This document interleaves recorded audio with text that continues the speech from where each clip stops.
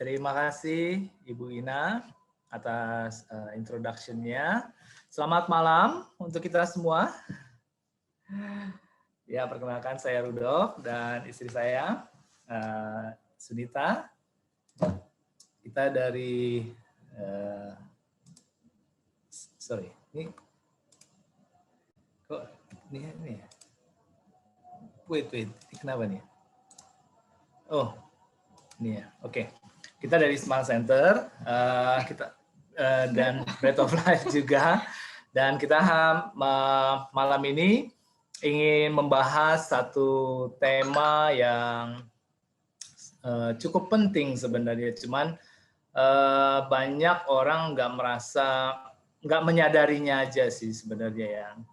Dan biasanya banyak keluarga itu baru menyadari ketika sudah terjadi penyakit mental, baru mereka atau sudah terjadi masalah. Biasanya keluarga tuh baru ngeh gitu ya. Wah, ternyata saya kurang memperhatikan aspek ini gitu dalam anak-anak saya gitu ya. Oke, kita langsung, saya akan share screen. Oh, boleh di enable saya untuk bisa share screen?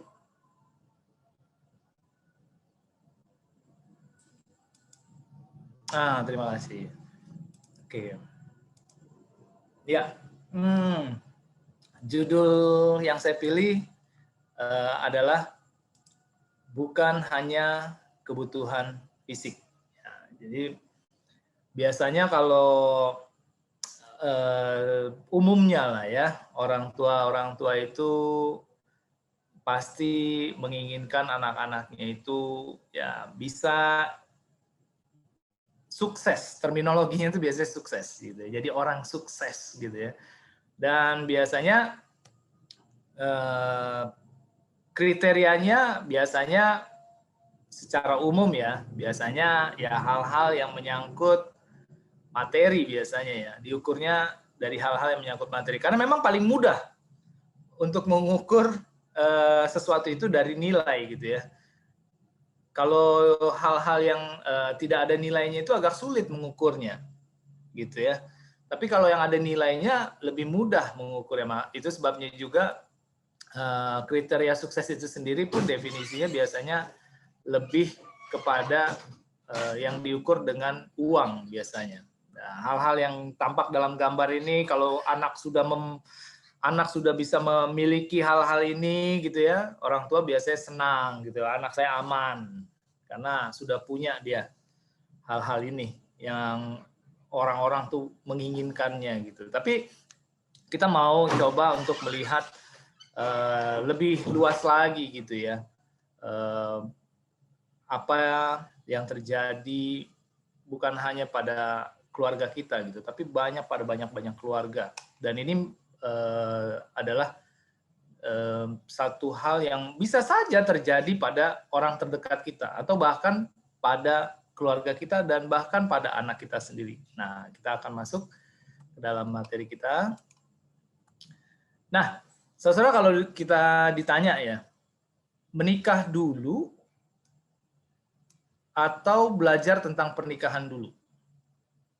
Nah, biasanya ya orang-orang tuh kalau ada seminar mengenai pernikahan, kalau masih single biasanya jarang mau hadir ya. Saya belum nikah gitu ya.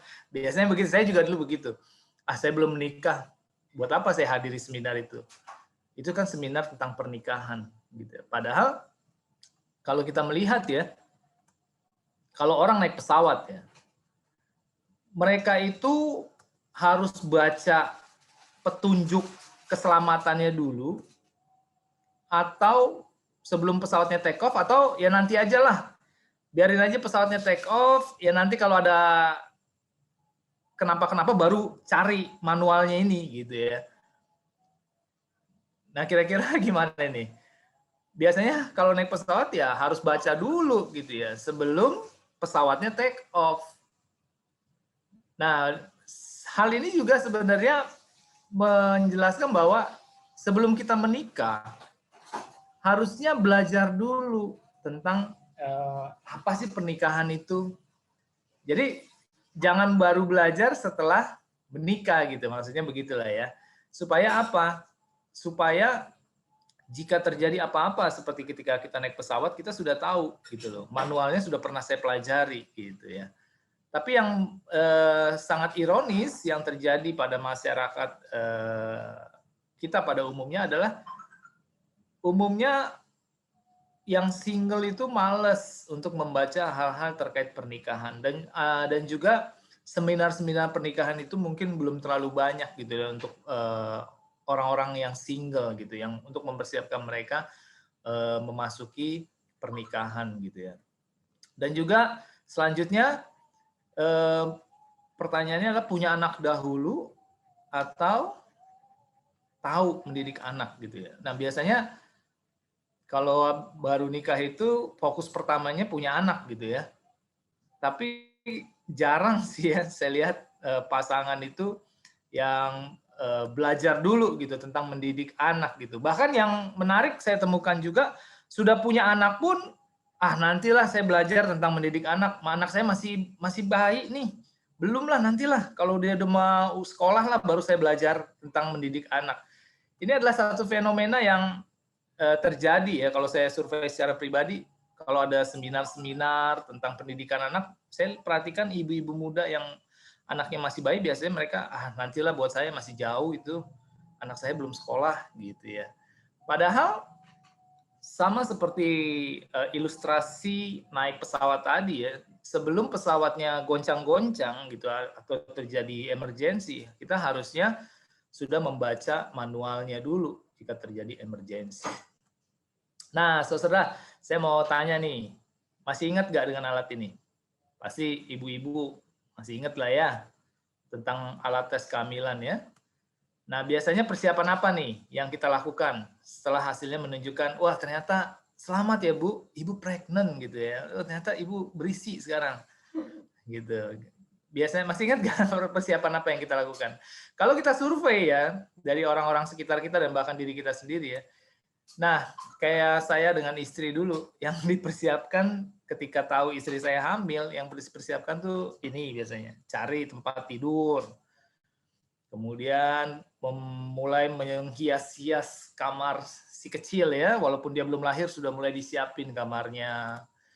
Kemudian beli apa nih namanya, car seat ya, tempat duduk untuk di mobil gitu ya. Mulai beli mainan-mainannya, terutama ini lagi ya, baju, waduh lucu ya, pinky apa tuh, baju-baju buat bayi gitu ya, udah disiapkan gitu. Dan juga peralatan makan bayi. Biasanya ini, nggak tahu pengalaman saudara ya, mudah-mudahan lebih dari ini. Tapi biasanya yang dipersiapkan adalah hal-hal kebutuhan fisik anak biasanya. Nah, kemudian dilanjutkan lagi sesudah lahir. Yang lebih banyak diperhatikan tuh biasanya apa? Ini biasanya kalau ke dokter ya, tiap bulan setelah lahir tuh ya, periode kill-nya ya. Nah, biasanya yang diperhatikan juga ini, waduh berat badannya berapa, panjangnya sekarang udah berapa, lagi-lagi fisik lagi. Jadi sebelum lahir, fisik yang diperhatikan. Sesudah lahir, fisik lagi. Kayaknya fisik mulu yang jadi fokus ya. Kemudian ibunya bekerja, ya biasanya kalau telepon, gimana, udah makan, biasanya begitu ya. Udah mandi gitu ya, fisik lagi. Terus fisik yang diperhatiin biasanya ya. Nah, yang menjadi pertanyaan begini nih, teman-teman kita semua nih. Apakah kebutuhan anak hanya aspek fisik? Mungkin kita bisa tonton video ini. Bentar ya, kita putar ya videonya ya.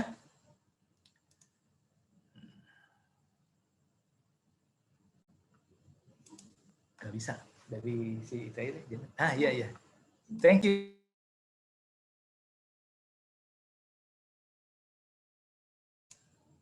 Hi guys, this is Evan. I will always be thinking, what could I have done more to have prevented this from happening?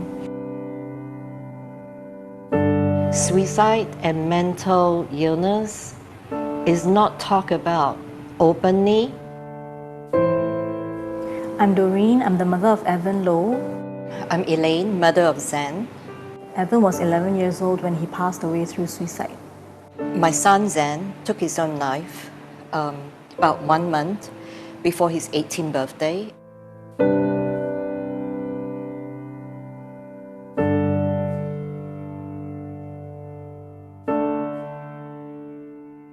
I think what contributed to Evan's death was actually a combination of many factors.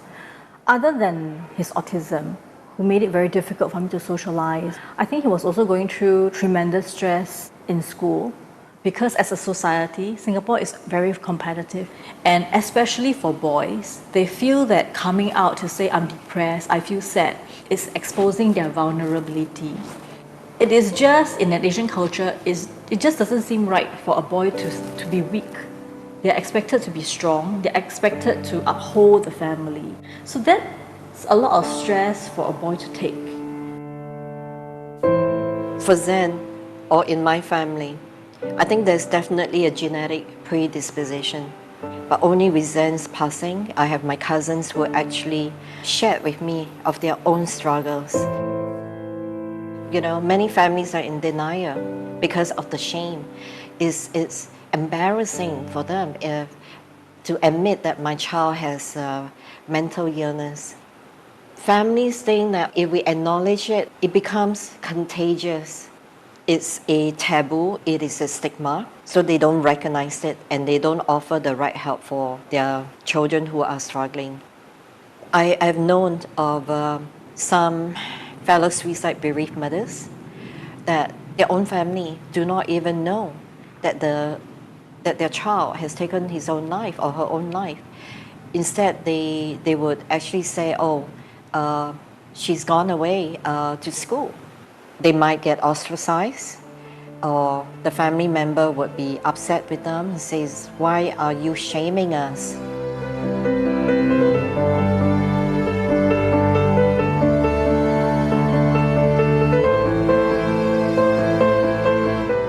Please Stay movement is really the first ground advocacy group by mothers who have lived experience losing their child to suicide, calling for a national strategy on suicide prevention and mental well-being. We don't want youth to think that telling people that they're depressed makes them weak. We want them to know that it's okay not to be okay. I know that it's very challenging to grow up. There are many, many new emotions you're going to go through. But I would like to say, take your time to grow up. You don't need to meet the expectations of anyone. And your life is very, very precious to a lot of people who loves you. I hope that many years from now, you will look back and you'll tell yourself that I'm glad I stayed for the people I love and for myself.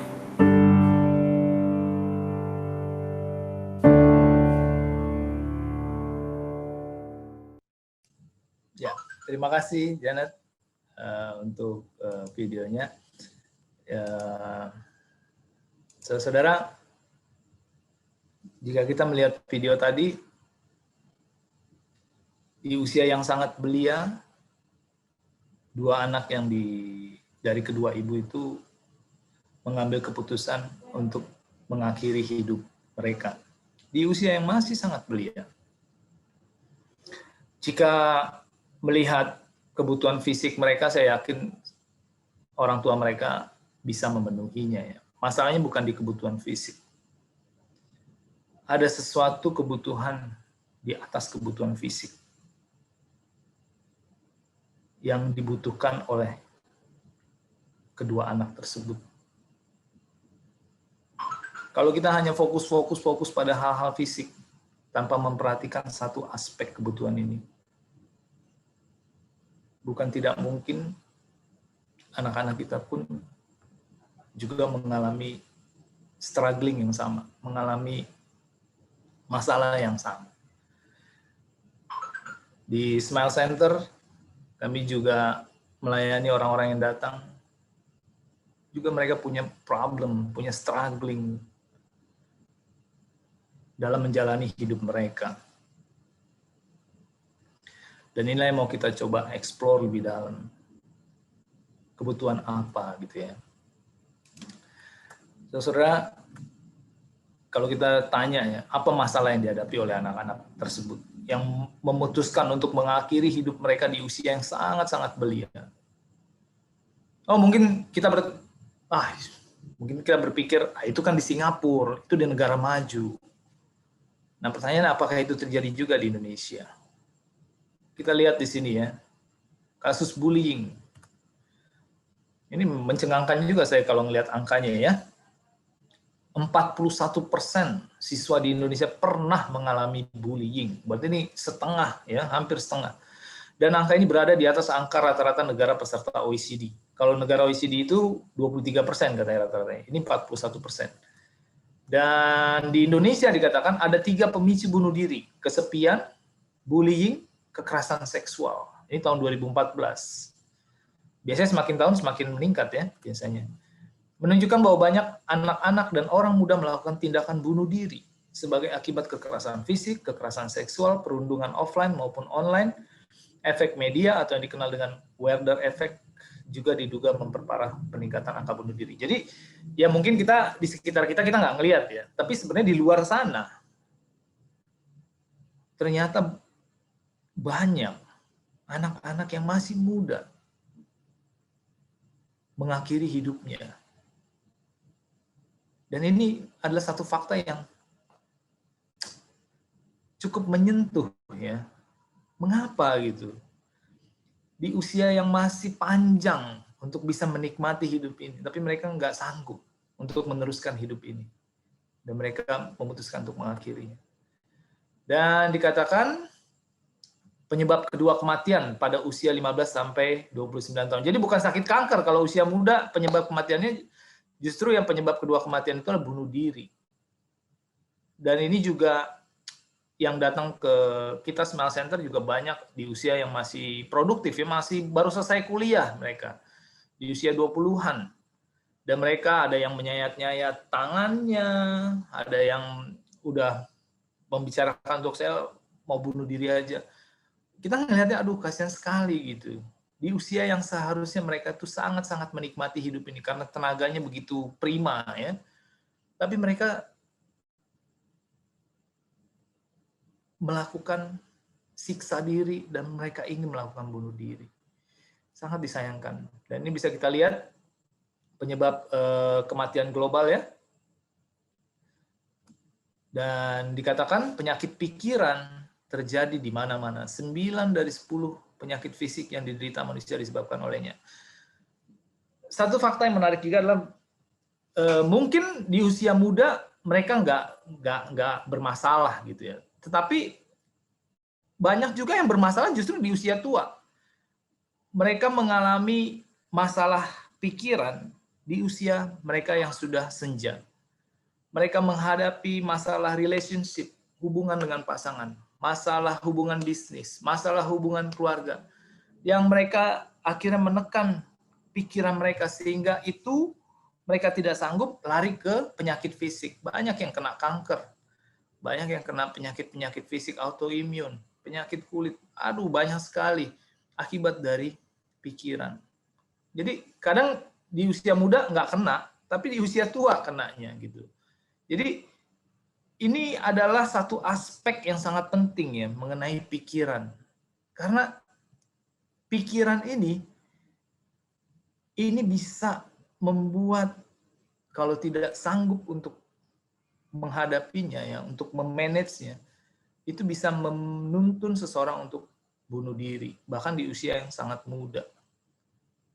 Dan untuk yang tua, kadang-kadang nggak sanggup dia ke penyakit-penyakit fisik. Dan ini juga adalah resiko exposure yang akan dihadapi oleh anak-anak kita juga. Anak-anak kita juga akan menghadapi realita kehidupan. Mereka akan menghadapi hubungan dengan orang lain yang kalau pikirannya tidak sanggup untuk menghadapinya, bukan tidak mungkin. Anak-anak yang kita didik pun beresiko untuk sakit fisik atau bahkan sampai depresi dan menuntun pada bunuh diri.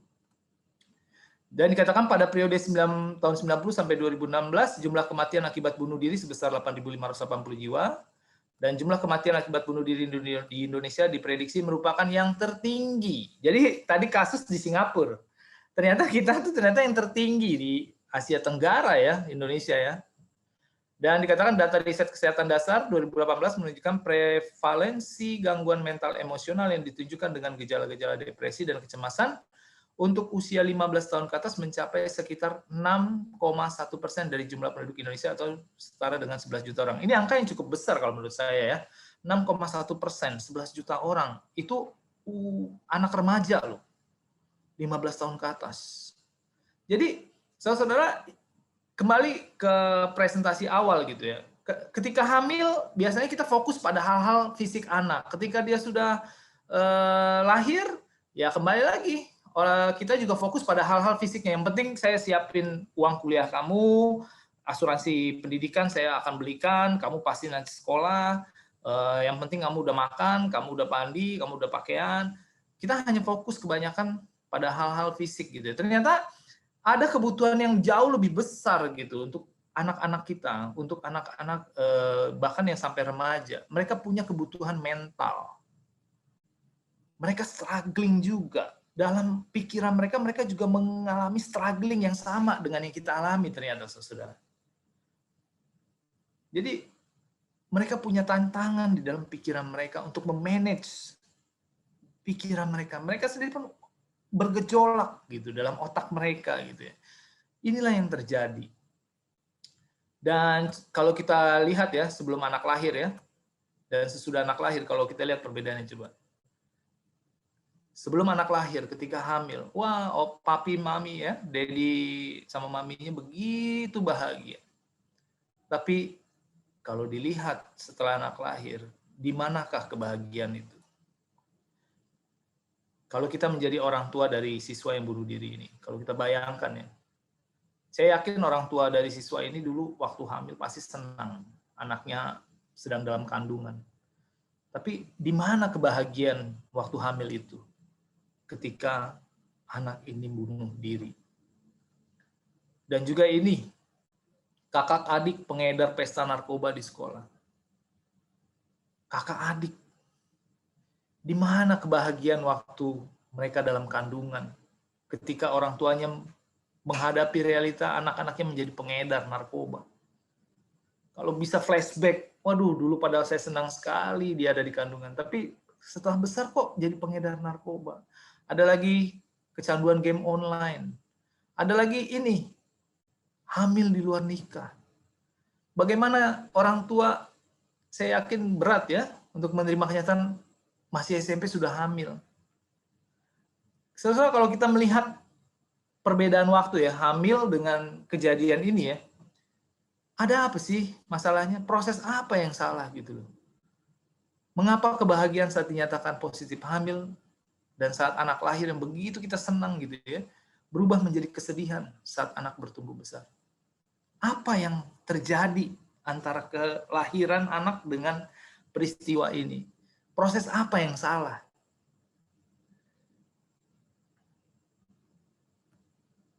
Inilah yang disebut aspek mental. Jadi, kenapa bisa terjadi seperti itu?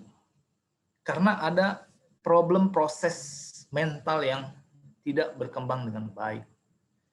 Dan kalau kita melihat definisi dari Kementerian Kesehatan ya, pengertian kesehatan mental ya, jadi kelihatannya mungkin anak-anak itu kelihatannya secara fisik sehat secara fisik.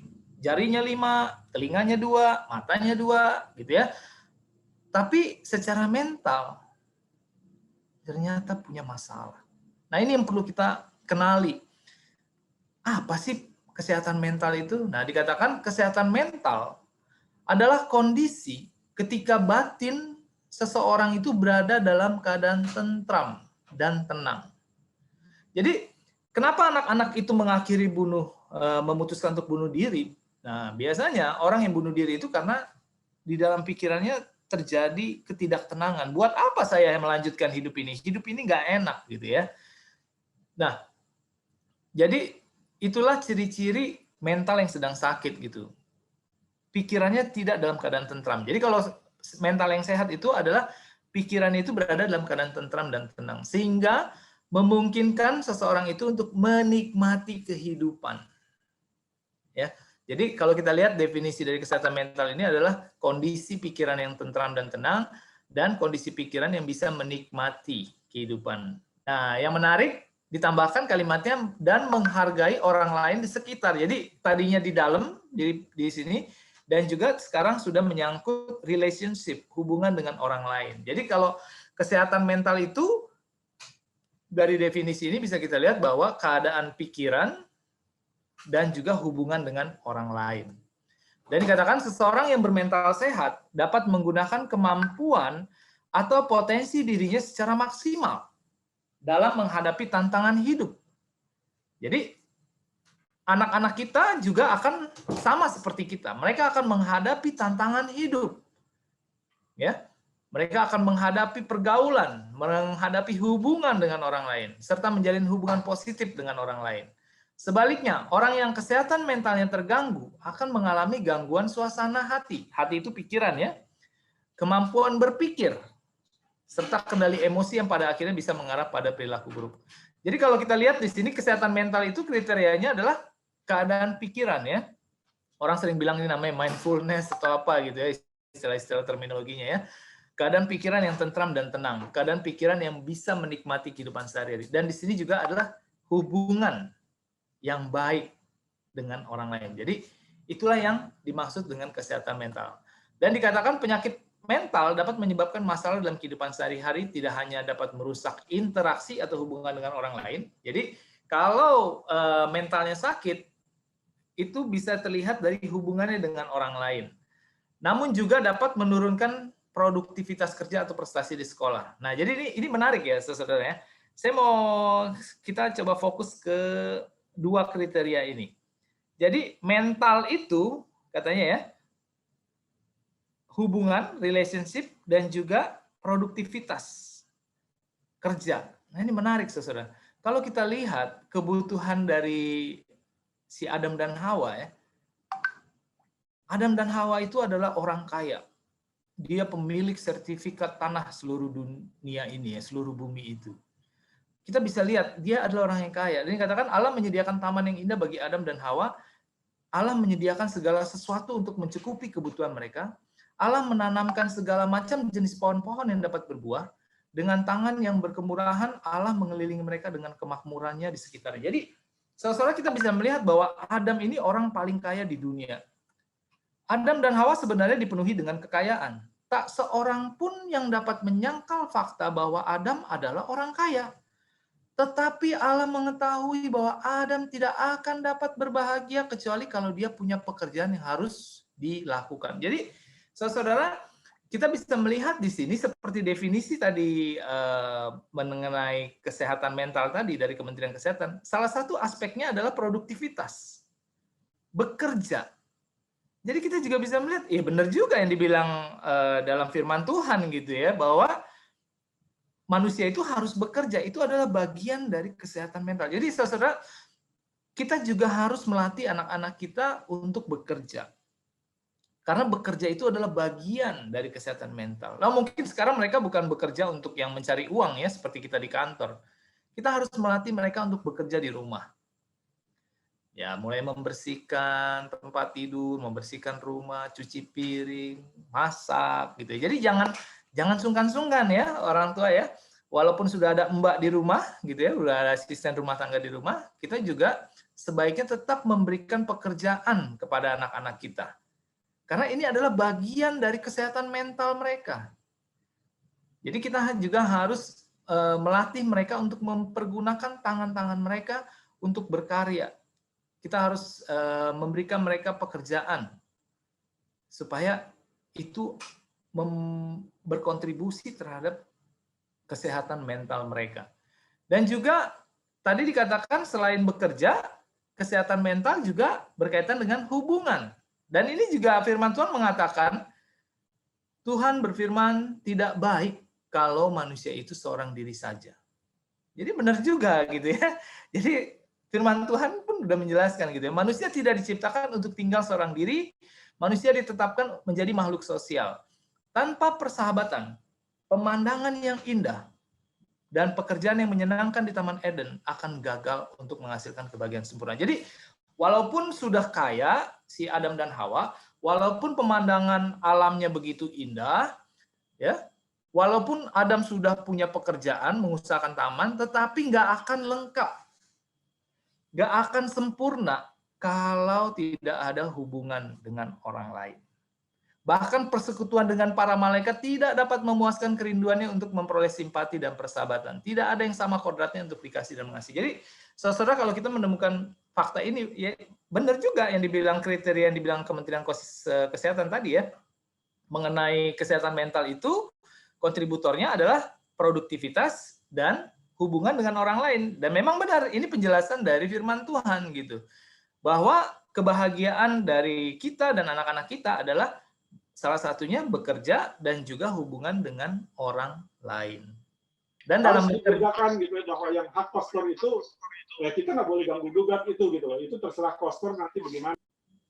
Oke, terima kasih. Dan juga dalam bekerja itu sendiri juga melibatkan hubungan dengan orang lain ya, teamwork gitu ya. Jadi mereka saling berkaitan gitu.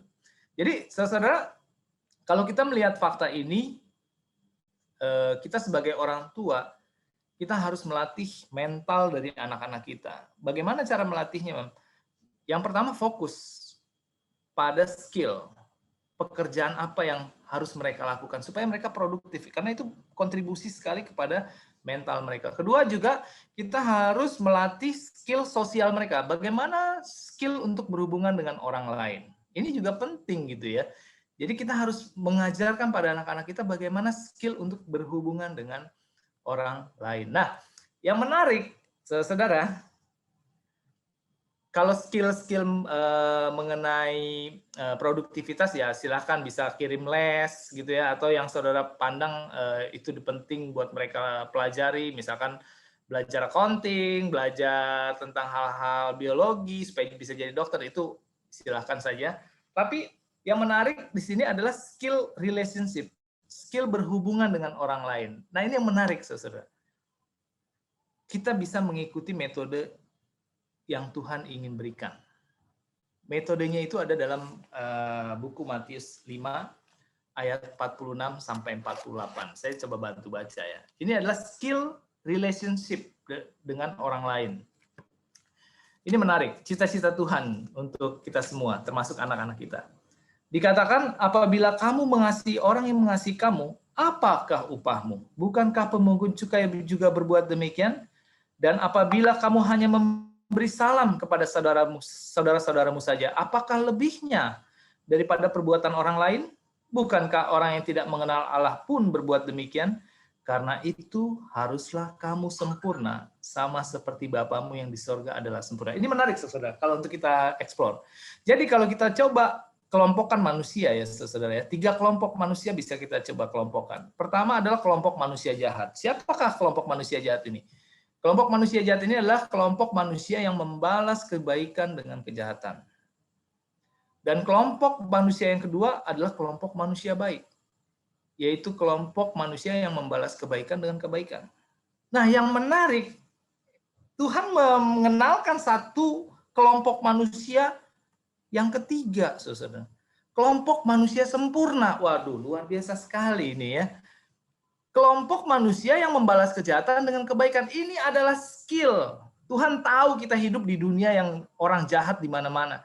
Dan Tuhan tahu ini bisa membuat kita sakit mental dari hubungan dengan orang lain. Makanya Tuhan mengenalkan satu kelompok, yaitu kelompok manusia sempurna. Kelompok di mana manusia ini membalas kejahatan dengan kebaikan. Dan inilah yang Tuhan, cita-cita Tuhan buat kita, buat anak-anak kita. Karena Tuhan mau kita berbahagia. Tuhan mau kita punya kesehatan mental. Tuhan tahu bahwa kita akan ditekan oleh hubungan dengan orang lain yang membuat mental kita sakit. Dan obatnya Tuhan sediakan, yaitu menjadi manusia sempurna. Membalas kejahatan dengan kebaikan. Inilah yang akan membuat mental kita dan anak-anak kita sehat. Karena Kalau kita membalas kejahatan dengan kejahatan, ya kita akan jadi sakit mental juga. Itulah yang disebut dengan sakit mental juga. Atau yang nggak membalas deh, biarin aja deh, ditekan oleh kejahatan, ya saya terima. Ya itu sama juga, sakit mental juga. Tapi kalau mau sehat mental, berhubungan dengan orang lain itu adalah masuk menjadi kelompok manusia sempurna, membalas kejahatan dengan kebaikan. Dan saudara-saudara, firman Tuhan memberitahukan kunci untuk menjadi kelompok ketiga ini.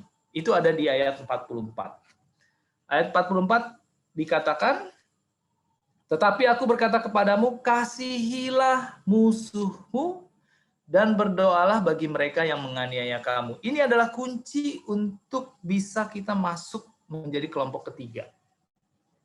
Mengasihi musuh kita dan berdoa bagi mereka yang menganiaya kita.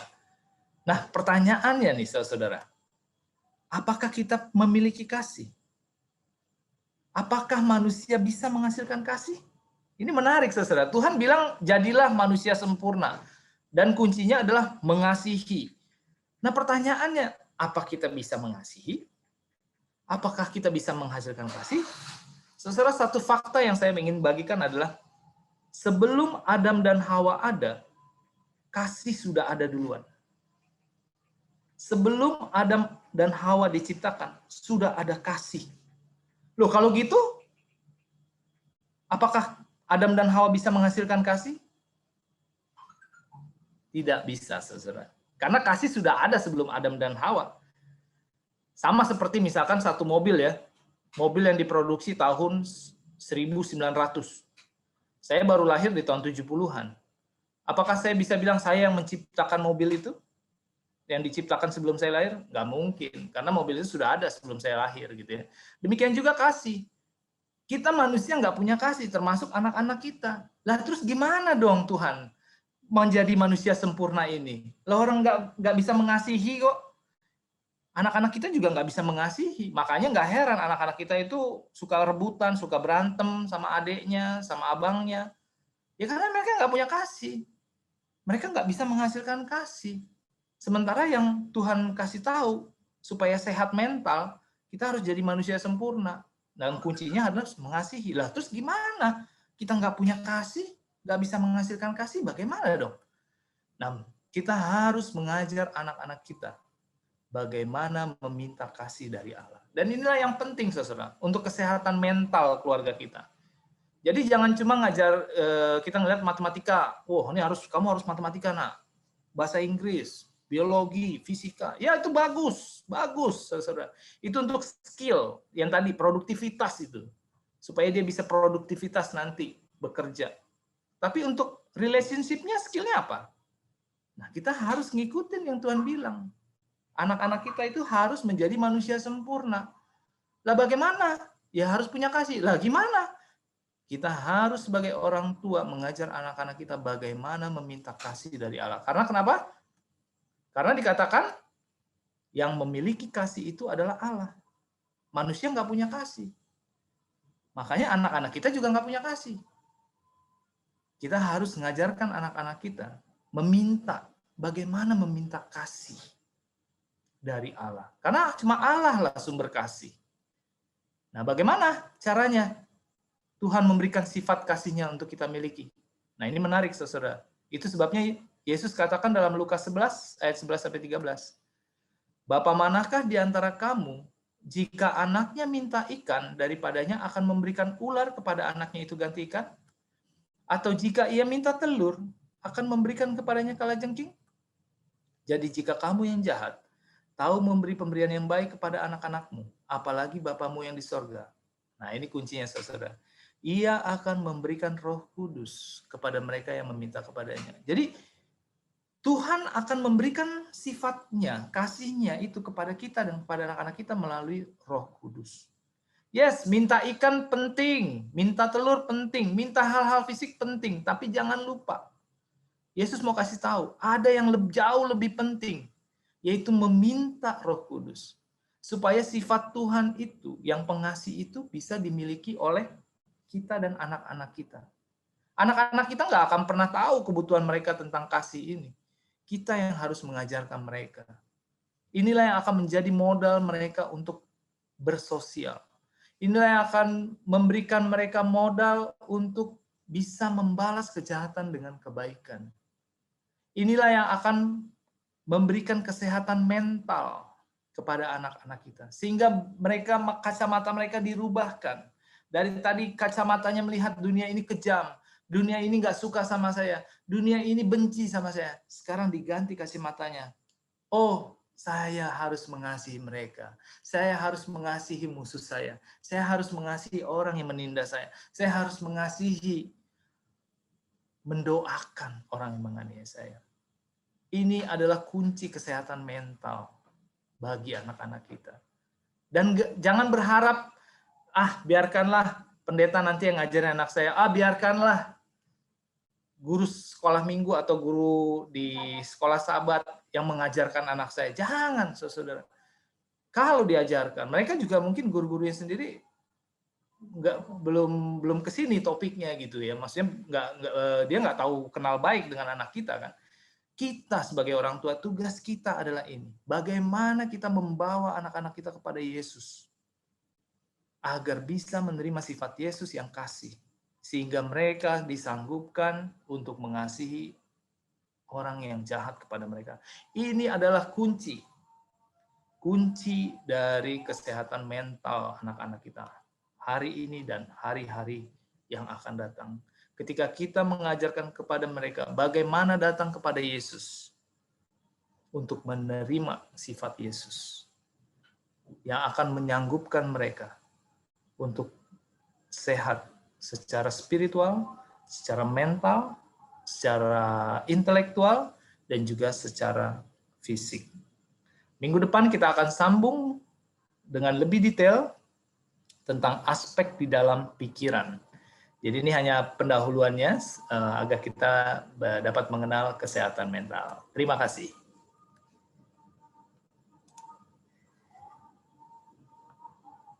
Kembali kepada host.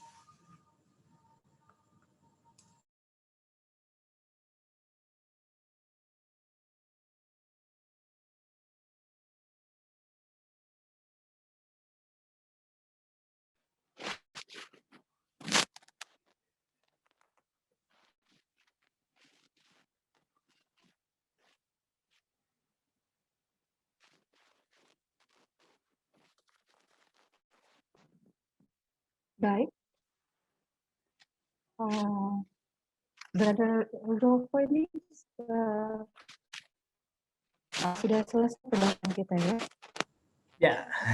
Maaf tadi saya pikir nanti ada Sisnita akan membahas dengan topik yang lain. Jadi saya tadi nunggu. Baiklah, terima kasih banyak. Waduh, saya juga tadi mendengarkan pembahasan ini ya, luar biasa. Hati saya nggak karu-karuan mendengarnya ya, melihat tadi video yang telah ditayangkan.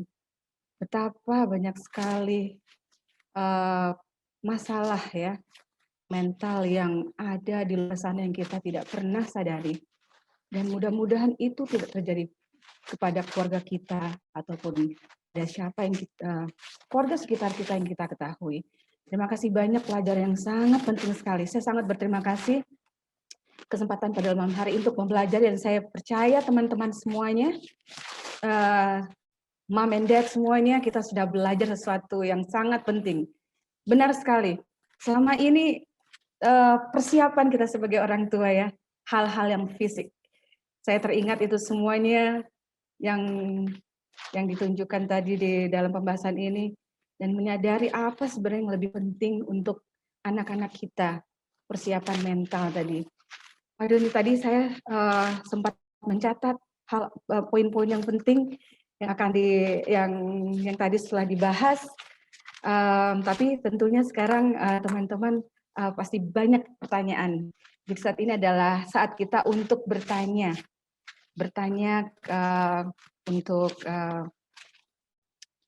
kepada Brother Rudolf ya. Otto Dolfo ya, Brother Dolfo, and Sisnita juga yang mungkin akan menjawab bersama-sama.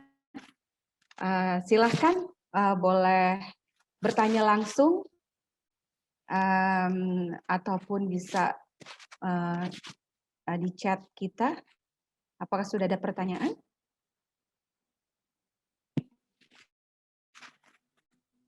Belum ada pertanyaan ya. Ditunggu pertanyaannya, tapi ini saya terima kasih sekali. Ini baru saja saya membahas bersama dengan suami saya minggu ini. Jadi adalah sedikit salah paham antara anak kami yang pertama berusia 12 tahun dengan daddy-nya. Jadi mereka hanya sedikit ada salah pengertian di meja makan. Dan pada saat itu sebagai seorang ayah, dia rasa dia harus menyelesaikan concern-nya sama anak kami. Dan pada saat itu anak saya lihat air matanya dihapus-hapus gitu ya. Dan sangat berat untuk dia seorang ayah memarahi dia. Nah, seperti saya sebagai orang ibu memarahi dia saat itu. Jadi keadaan jadi tidak enak saat itu. Jadi keadaan pada makan malam itu tidak enak. Sudah itu saya berbicara kepada suami saya bilang, anak kita itu sudah memasuki masa pubertas, saya bilang. Mungkin kalau kita bicara sama anak-anak kita yang masih kecil, kita bisa langsung bilang kamu salah gitu ya. Tapi untuk anak-anak yang seusianya 12 tahun ini anak saya bilang ini kita harus hati-hati, kita harus beri kesempatan kenapa dia melakukan kesalahan ini, berikan kesempatan dia memberitahukan masalahnya kenapa dia menjawab seperti itu. Jadi terus saya bilang anak-anak sekarang itu beda, dia sensitif ya. Mereka kalau tidak percaya sama kita, nanti dia akan bertanya kepada orang lain dan itu kita tidak mau. Yang paling mengerikan kalau mereka bertanya di media sosial kepada orang yang dia tidak tahu. Jadi saat itu suami saya bilang, saya masih kecil juga, nggak apa-apa kok, katanya gitu. Saya sekarang udah nggak apa-apa, dulu juga nggak sampai kayak gitu-gitu banget, katanya gitu. Saya bilang, ya bagus berarti Daddy mentalnya hebat. Tapi kita nggak tahu anak kita nggak tahu apa yang ada di dalam pikiran dia. Dan kita tidak mau sampai dia mengalami hal-hal yang terjadi juga di luar. Jadi saat itu saya berdiskusi dan saya menyadari saat ini dengan seminar ini saya bersyukur bahwa kebutuhan anak-anak kita itu nggak hanya kebutuhan fisik yang tadi ya. Jadi kebutuhan mental mereka yang sangat penting.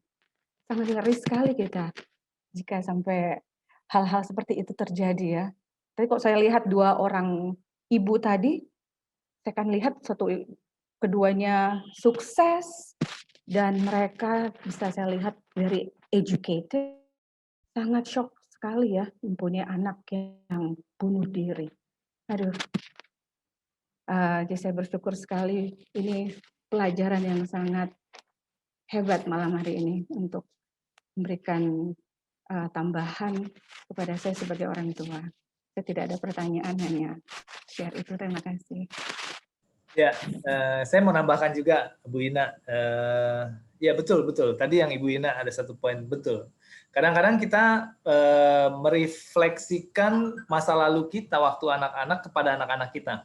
Maksudnya gini, saya dulu begitu aja bisa kok, masa kamu nggak sanggup? Nah ini yang harus juga kita orang tua hati-hati gitu ya. Jadi kita masing-masing manusia ini, jadi dalam otak kita ini sedikit untuk pelajaran minggu depan sebenarnya ya. Tapi saya bahas sedikit di malam ini.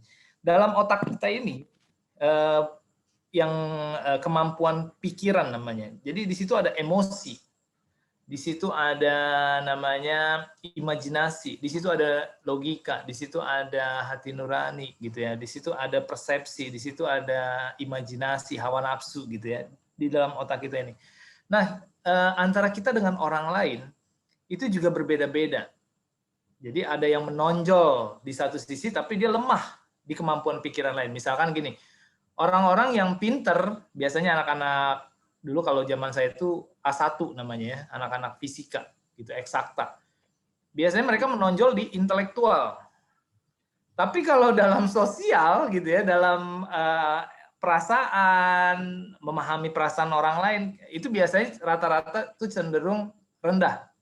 gitu ya. Karena memang yang dilatih di sekolah tuh ilmu eksakta, matematika, fisika, kimia, biologi gitu ya biasanya ya. Benar. Jarang mempelajari ilmu kejiwaan gitu, maksudnya tentang bagaimana perasaan orang lain, pelajaran sosial gitu, jarang.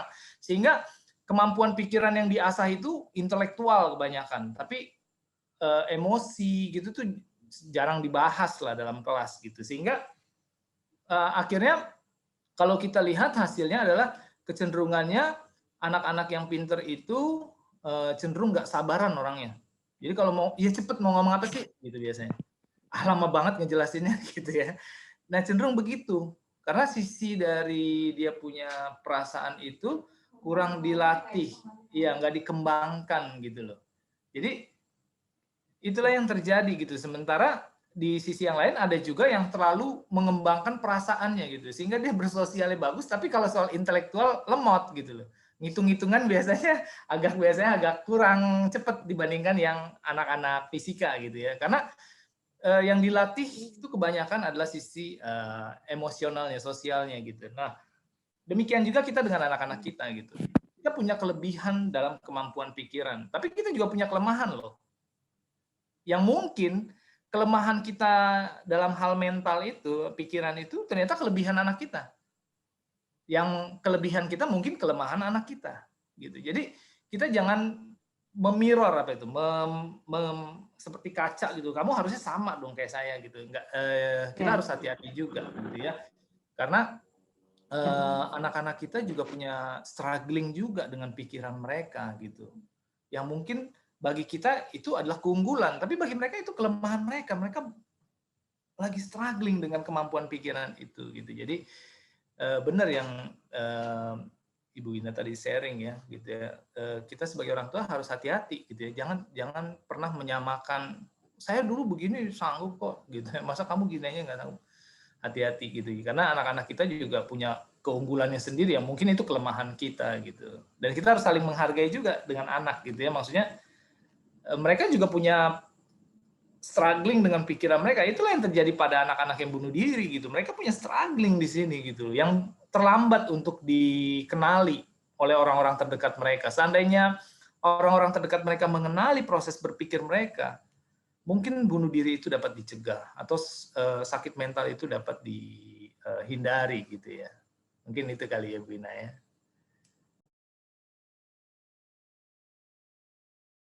Terima kasih banyak.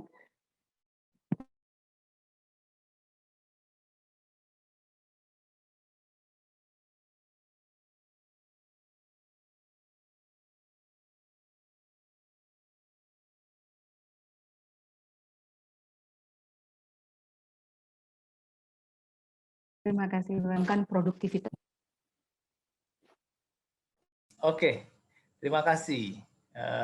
Mulai dari umur berapa diberikan pekerjaan untuk mengembangkan produktivitas mereka? Sebenarnya dimulainya ya sedini mungkin ya. Kalau saya lihat di desa-desa itu anak-anak dengan umur yang masih belia ya, masih SD aja udah mereka itu udah masak gitu ya. Saya lihat itu mereka masih kecil aja sudah masak, sudah beresin rumah sambil gendong adeknya lagi. Jadi tugasnya ibunya itu udah dia yang lakukan gitu. Nah, jadi kalau ditanya batasan umur ya kembali ke kemampuan kembali ke kemampuan kita lihat aja kemampuan anak kita. Kalau memang kira-kira pekerjaannya sudah bisa dia lakukan, kita bisa mulai gitu ya, coba untuk mereka sesuai dengan kemampuan mereka gitu. Baik, selanjutnya mulai dari umur berapa? Oh sorry, maaf. Oke, maaf. Oke, maaf ini. Oke, tadi di video sempat disebut kalau salah satu anak yang suicide itu adalah anak autism. Ini dari Mama Margaret ya. Saya jadi bertanya-tanya bagaimana seorang anak autism dapat diarahkan, dididik dalam mental health-nya sementara mereka cukup sulit untuk diarahkan. dididik karena mereka kurang atau tidak mengerti. Mohon penjelasannya.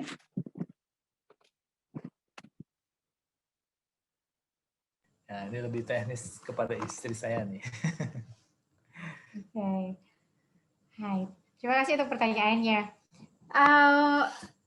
Jadi kalau kita belajar mengenal anak-anak autism adalah anak-anak yang spesial, yang mainnya mereka punya proses perkembangan yang spesial juga gitu ya, agak berbeda dengan mungkin teman-teman di usianya begitu ya.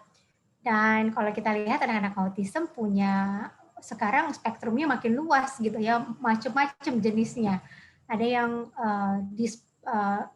autism dengan spektrum yang mana kecerdasannya di atas rata-rata anak di usianya, sehingga dia punya kemampuan berpikir jauh lebih advance dibandingkan anak-anak di usianya. Dan seringkali karena dia pola berpikirnya, cara berpikirnya atau kecerdasannya advance, membuat dia udah nggak nyambung lagi gitu dengan teman-temannya yang lainnya. Ya, dan itu menjadi salah satu challenge-nya dia dalam berinteraksi dengan teman-teman seusianya. Ada juga yang memang di spektrum yang lain, ada juga yang jenis autism yang mana perkembangan satu aspek intelijensinya mungkin tidak terlalu tinggi atau tidak terlalu advance, tapi dia punya skill sosial yang baik, ada skill-skill lain yang berkembang lebih banyak atau lebih cepat dibandingkan teman-teman yang lainnya, begitu ya. Jadi sebenarnya prinsipnya sama. Sebagaimana anak autism harus dipahami, harus dilihat, dikenali, dan diamati, anak-anak yang lain juga sama ya. Abang, kita bisa punya anak 2 atau 3 atau 4 di rumah, dan setiap anak punya karakter yang berbeda. Yang tetap juga harus kita amati, kita lihat, kita pahami, dan kita terima sesuai dengan siapa mereka. Gitu ya. Kita nggak bisa bawa mereka menjadi seperti adiknya, atau adiknya menjadi seperti abangnya. Ini seringkali ya, adik nomor 2 biasanya berada di bawah bayang-bayang kakaknya gitu ya. Karena kita melihat bahwa kakak yang pertama ini adalah anak pertama yang biasanya kita geber dalam berbagai hal, sehingga setelah kita merasa anak kita cukup berhasil dalam usahanya, sehingga anak yang lain harus ngikutin nih yang pertama begitu ya. Sementara sebenarnya kembali bahwa setiap anak Tuhan hadirkan untuk misi yang berbeda-beda. Oleh karena itu Tuhan memberikan mereka kemampuan yang berbeda-beda pula. Karena kemampuan-kemampuan itu yang Tuhan memang titipkan untuk mereka butuhkan dan mereka latih di saat mereka menjalankan misi mereka nanti ke depan. Begitu. Nah, begitu juga dengan anak-anak autism. Saya percaya Tuhan juga punya misi buat mereka. Nggak ada yang kecelakaan. Semua Tuhan hadirkan dengan secara sadar dan dengan tujuan dan dengan misi yang baik yang datangnya dari Tuhan. Karena segala sesuatu yang dari Tuhan itu pasti baik adanya. Oleh karena itu, apa yang bisa kita lakukan sebenarnya sama. Sebagaimana ibu-ibu yang punya anak tidak autism belajar untuk mengenali, melatih, mendorong, memberi semangat, anak-anak dengan autism juga membutuhkan hal yang sama, treatment yang sama. Begitu. Hanya mungkin metodenya akan sedikit ekstra, begitu ya, karena mungkin mereka punya sophisticated gitu, kekhususan yang memang betul-betul harus orang tua kenali lebih dalam gitu ya. Dan pada saat kita mau melatih mereka secara mental, nah ini kalau tadi suami saya kasih tahu sebenarnya berulang-ulang bahwa pada saat kita bicara kesehatan mental itu tidak bisa terlepas dari kesehatan spiritual. Gitu ya, karena kita yang takut akan Tuhan ini, pada saat kita bicara mental, kita bukan bicara kesehatan mental sesuai dengan pengamatan dunia. Kita membicara mental sesuai dengan pengamatan Tuhan, gitu ya. Saya kebetulan background dari psikologi, dan setelah bertahun-tahun saya berkecimpung di dunia psikologi, saya sempat berada di satu titik di mana saya frustrasi dengan ilmu saya. Gitu ya, karena nyatanya ilmu psikologi apabila ilmu psikologi berdiri sendiri tidak akan cukup untuk menjadi solusi bagi masalah kehidupan, gitu ya. Tetapi pada saat ilmu psikologi itu kita sandingkan dengan sesuatu yang lebih tinggi, yaitu kebenaran Tuhan, pemikiran Tuhan, maka ilmu psikologi atau ilmu pikiran ini menjadi sesuatu berkat buat banyak orang. Begitu. Jadi apa yang suami saya mau coba paparkan dibuka di awal ini adalah pada saat kita bicara mental, itu sumbernya dari spiritual. Bagaimana kita menghadirkan pemikiran-pemikiran Tuhan di dalam pikiran anak-anak kita. Gitu ya. Sehingga apa? Misalkan di dalam kasus bullying, untuk beberapa anak yang mungkin di aspek spiritualnya tidak berkembang, mereka akan mencoba menganalisa situasi di mana dia dibully, dia disiksa, dia diserang, dia akan berpikir sesuai dengan standar apa yang dilakukan orang-orang secara dunia. Yang tadi nomor 2, gitu ya, gitu ya. Dia akan berbuat baik pada orang yang baik, dia akan berbuat jahat pada orang yang jahat. Standar dunia seperti itu. Sehingga pada saat dia sepertinya seolah-olah tidak menemukan orang-orang yang baik di sekitarnya lagi, dia merasa dia menjadi orang yang paling malang di dunia, dan akhirnya dia memilih untuk menghilang dari lingkungan itu. Dia merasa begitu painful karena tidak bisa lagi diterima, karena dia tidak bisa menemukan orang baik lagi yang bisa menolong dia. Tapi pada saat kita mau masuk ke kelompok yang nomor 3, kita melatih diri kita untuk kita melatih mental kita jauh lebih strong, lebih kuat. Dimana pada saat kita dibully, bukan kita menghindar atau kita membalas dengan kejahatan, tapi kita memberikan sesuatu yang lebih baik. Kita membalasnya dengan kebaikan. Emang ini seperti teori yang agak challenging ya untuk prakteknya ya. Tetapi pada saat kita mengajar anak kita untuk melatih ini, mereka akan punya mentalitas yang jauh lebih kuat dibandingkan anak-anak yang di dalam kelompok kedua. Mereka terbiasa tidak memanjakan atau membiarkan perasaan mereka mengendalikan diri mereka. Tapi mereka belajar untuk melatih prinsip kebenaran yang mereka lakukan terlepas bagaimana reaksi orang-orang terhadap mereka. Sehingga mereka nggak akan mudah putus asa, mereka nggak akan mudah terpengaruh pada saat lingkungan mereka seolah-olah tidak menyukai atau menolak mereka. Mereka nggak akan terpengaruh karena mereka hidup dengan prinsip bahwa walaupun orang-orang di sekitar saya tidak menerima dia, tetapi dia akan tetap berdiri teguh dan melakukan kebenaran. Apapun resikonya, gitu ya. Jadi mental yang dilatih dengan cara itu tetap berperilaku benar, tetap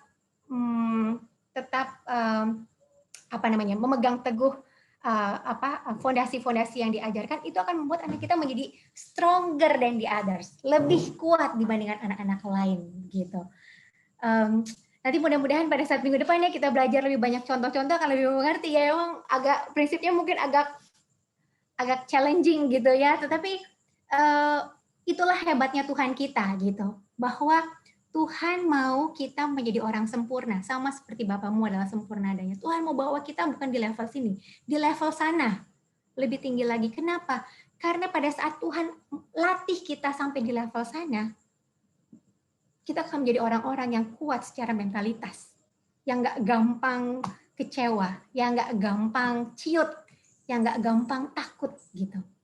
Karena kita menanamkan satu prinsip di mana kekuatan kita mungkin terbatas, tapi ada satu kekuatan yang lebih besar yang bisa menolong kita di dalam segala situasi.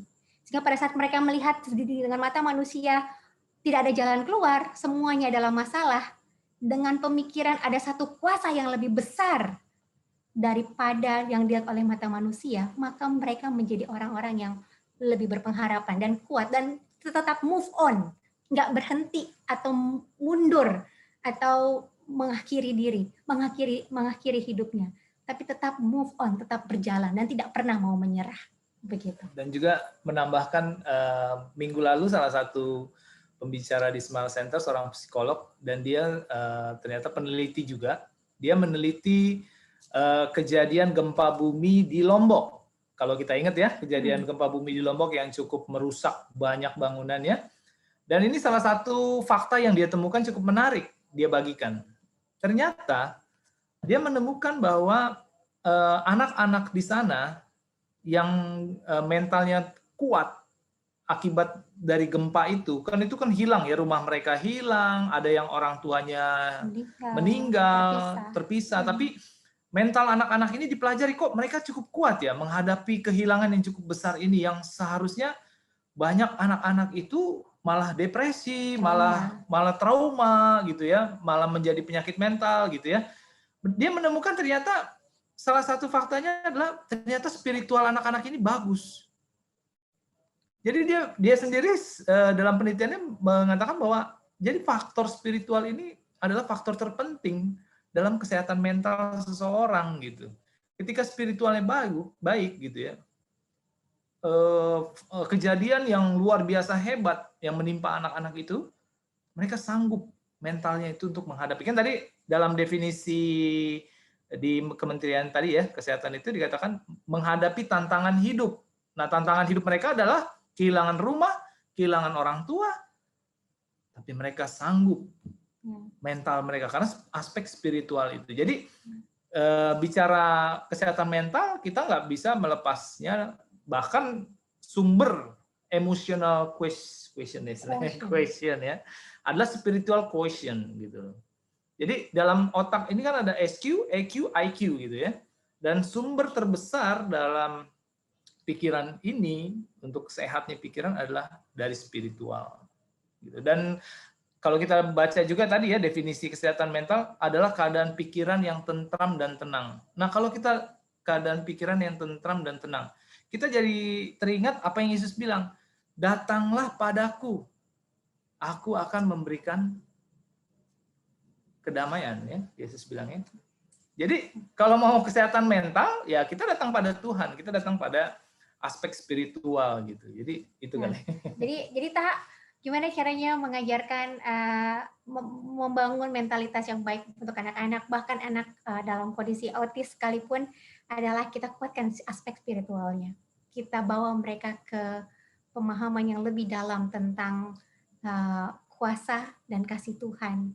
Maka anak-anak kita dalam berbagai kondisi mereka akan memiliki mentalitas yang lebih baik. Benar-benar menjawab.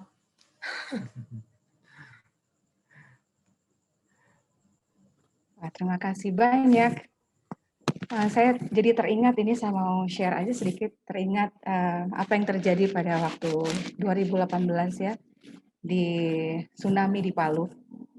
Suami saya dan krunya adalah yang salah satu terdampak pada saat itu. Jadi pada saat itu suami saya lagi di hotel yang ambruk ya, dan dia di dalam gedung itu dan hotel itu ambruk. Tapi dia dengan pertolongan Tuhan bisa keluar dan selamat, dan seluruh krunya selamat. Jadi pada saat mereka kembali ke Jakarta, banyak dari krunya tidak bisa langsung terbang karena mereka depres, mengalami seperti tadi sebutkan ya, kejadian di Lombok. Saya puji Tuhan karena di gereja kami didoakan suami saya dapat banyak support, banyak WA ya, semangat dan apa semua didoakan, juga banyak juga message-message yang memberikan kekuatan. Dan suami saya pada saat seminggu kemudian dilakukan tes, mental test ya, mereka melakukan semua mental test, mau dilihat apa mereka siap untuk bekerja kembali. Suami saya pada saat itu dia lulus, dan beberapa dari rekannya tidak lulus karena mereka masih mengalami trauma. Jadi tadi saya hanya bersaksi menguatkan seperti spiritual ini ya, dan di gereja itulah ya kita mendapatkan itu dukungan spiritual dari saudara-saudara, dari keluarga, dan itu bisa membantu melewati trauma itu, dan itu terjadi dan saya alami dengan suami saya gitu. Pertanyaan berikutnya, ini tidak mau disebutkan namanya. Bagaimana caranya mengontrol kesehatan mental pada orang tua yang sibuk dengan pekerjaan? Apalagi khususnya orang tua di perkotaan zaman sekarang. Mohon tipsnya. Ya, ini cukup ini tugas kita ya sebagai orang tua ya. Jadi yang kita amati itu bukan hanya pertumbuhan fisik anak-anak kita, tetapi yang penting juga adalah kita mengamati pertumbuhan pikiran mereka, proses berpikir mereka, cara berpikir mereka, cara mereka mengambil keputusan gitu ya, cara mereka menghadapi suatu situasi yang mereka alami gitu ya. Nah ini yang harus ya, ini membutuhkan tentu saja untuk bisa melakukan proses pengamatan ini membutuhkan waktu. Maksudnya waktu di sini adalah waktu yang kita berikan pada anak-anak kita, waktu kebersamaan dengan mereka. Kalau kita nggak bersama mereka itu akan sulit untuk memperhatikan. Karena kalau fisik gampang ya, nggak ngelihat seharian, pulang kantor udah malam mereka tidur pun kalau fisik mah masih mudah lah. Kita tinggal masuk kamarnya liatin aja. Banyak ada luka-luka, oh makin tinggi ya anak. Masih gampang kalau. Tapi kalau mental, pikiran, nggak bisa gitu. Itu membutuhkan kebersamaan. Jadi untuk yang orang tua yang bekerja harus mengalokasikan waktu untuk bersama dengan anak-anak mereka. Dan ini akan semakin menantang ketika anak itu sudah semakin usianya remaja, dewasa bahkan mahasiswa ya. Itu mereka kemungkinan makin sedikit waktu bersama dengan kita karena biasanya mereka akan lebih banyak biasanya di kampus gitu ya atau dengan teman-temannya gitu ya. Bagaimana mengamatinya kesehatan mental anak-anak. Jadi ya yang pasti itu kebersamaan itu harus diluangkan gitu ya. Dan kita harus fokus kepada proses berpikir mereka itu gitu. Dan tadi tuh kalau misalkan anak-anak itu suka curhat sama kita itu bagus gitu karena kita jadi tahu kan proses berpikir dia. Yang repot tuh kalau anak nggak deket sama kita nggak curhat, wah susah kita kan mau mengenal cara berpikir mereka gitu ya. Jadi ya inilah kedekatan ya, hubungan kedekatan itu ya harus dibangun gitu ya, harus dijaga kualitasnya gitu. Mungkin mau nambah. Sorry Kak Ina, ini pertanyaannya bagaimana mengontrol?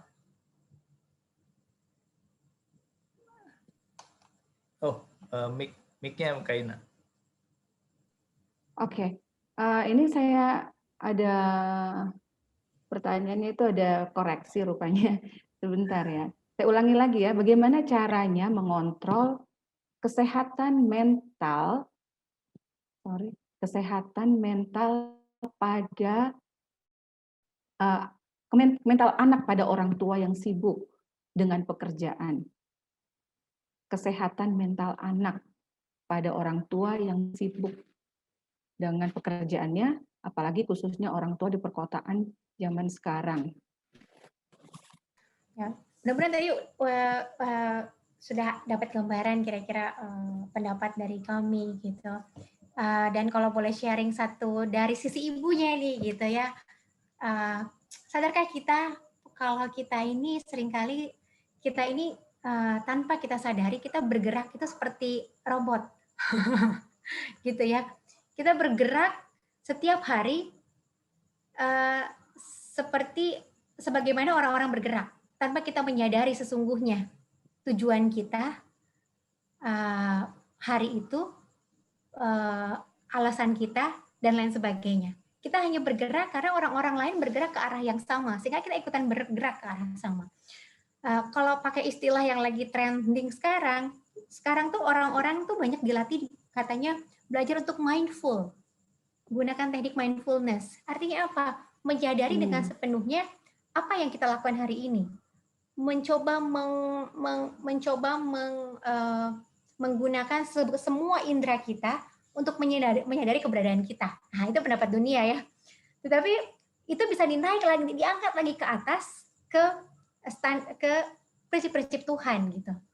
Bahwa kembali setiap orang daripada kita hadir di dunia ini untuk satu misi. Kita semua ini punya misi. Nggak kebetulan anak kita lahir di dalam kandungan kita. Pada saat dia percayakan Chloe di Charlotte, Tuhan punya misi untuk Charlotte bagi Chloe. Gitu. Ada satu misi Dan Tuhan tahu yang terbaik untuk Chloe adalah Charlotte, bukan saya. Gitu ya. Dan Tuhan mau kita fokus kepada misinya. Gitu. Dan begitu juga dengan pada saat kita memiliki keluarga kita sendiri. Pada saat dunia bergerak ke satu arah yang sama, mungkin kadang-kadang kita perlu ambil waktu sejenak untuk berpikir kembali gitu tentang misi kita yang sesungguhnya apa.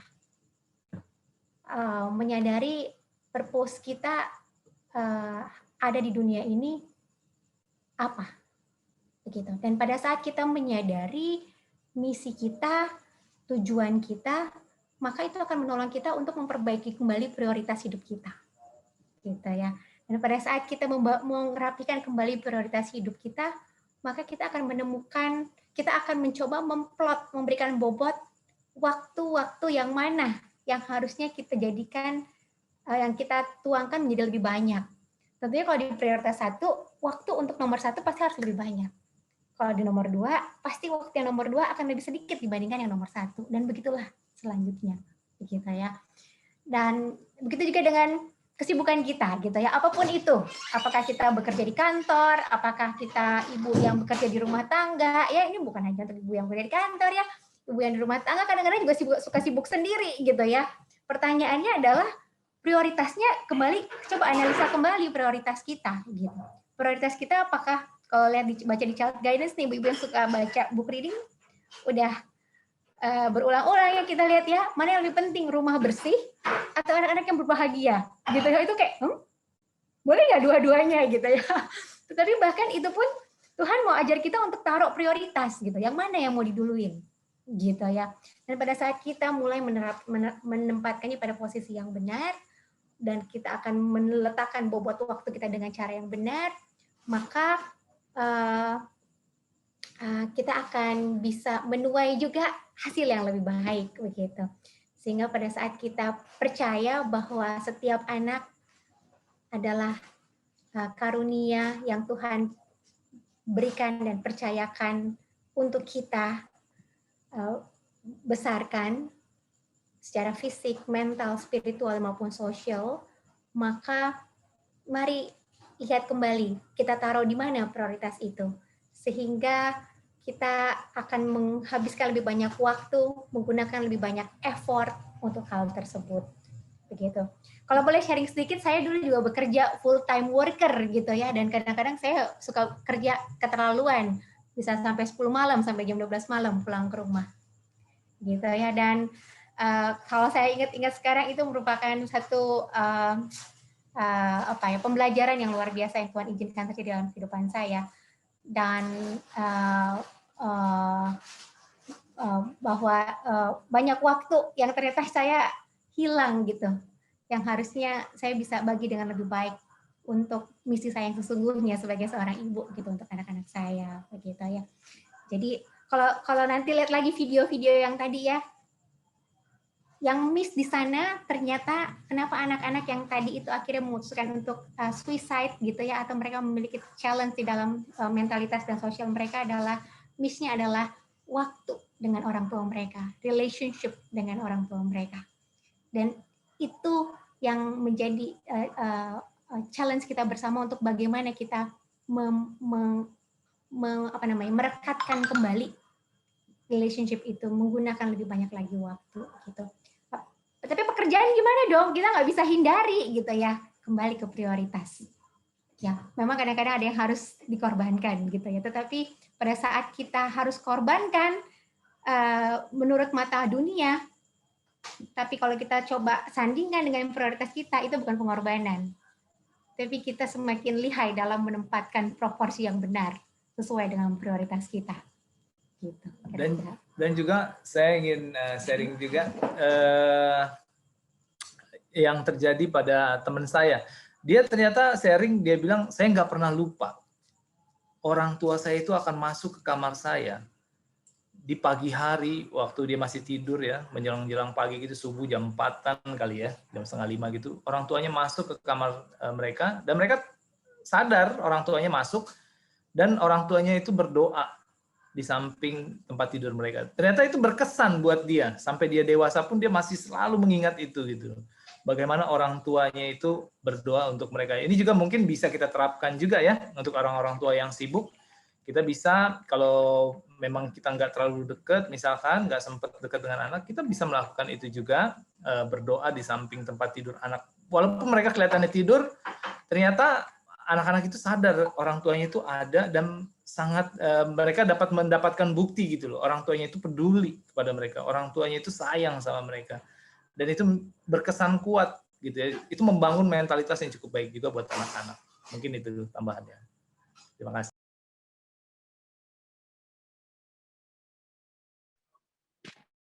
Wow, luar biasa. Terima kasih. Sudah menjawab ya tadi pertanyaan. Semoga yang tadi bertanya. Ini pertanyaan yang terakhir mungkin ya. Waktu kita sampai 8.30 ya, host. Benar begitu ya? Oke. Ini pertanyaan yang terakhir. Ada pertanyaan seperti ini. Bagaimana membantu kerabat atau keluarga kita yang sudah terdefinisi dengan gangguan kesehatan mental seperti skizofrenia, halusinasi lewat pendengaran, dengan pendekatan spiritual yang sudah dibahas tadi. Oke, terima kasih. Oke, pertama kita harus kenali dulu bahwa penyakit skizofrenia itu bukan penyakit mental, itu penyakit fisik. Itu karena hormon di dalam otak itu tidak balance, sehingga itu mengganggu fungsi-fungsi kemampuan-kemampuan pikiran. Makanya, tapi akhirnya itu emang efeknya adalah sepertinya kemampuan mentalnya bermasalah gitu. Tapi itu sebenarnya efek.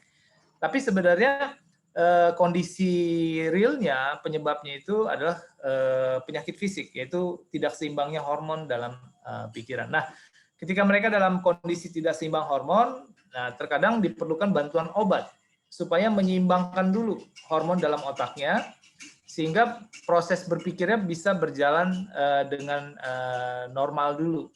Nah, ketika dia sudah proses berpikirnya sudah berjalan dengan normal, baru kita bisa mulai memasukkan konsep berpikir tentang Tuhannya. Tetapi itu nggak berdiri sendiri juga.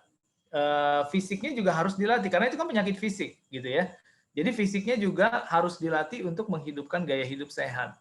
Jadi harus sinergi semuanya gitu. Nah, biasanya kita melakukannya melalui program wellness. Jadi mereka ikut gaya hidup mulai dari tidur, makan, gerak badan, ini olahraga juga sangat pengaruh besar ya, dan juga tentang spiritualnya gitu. Jadi ada harapan dan banyak yang sembuh ya. Saya punya teman-teman dekat itu banyak yang sembuh juga.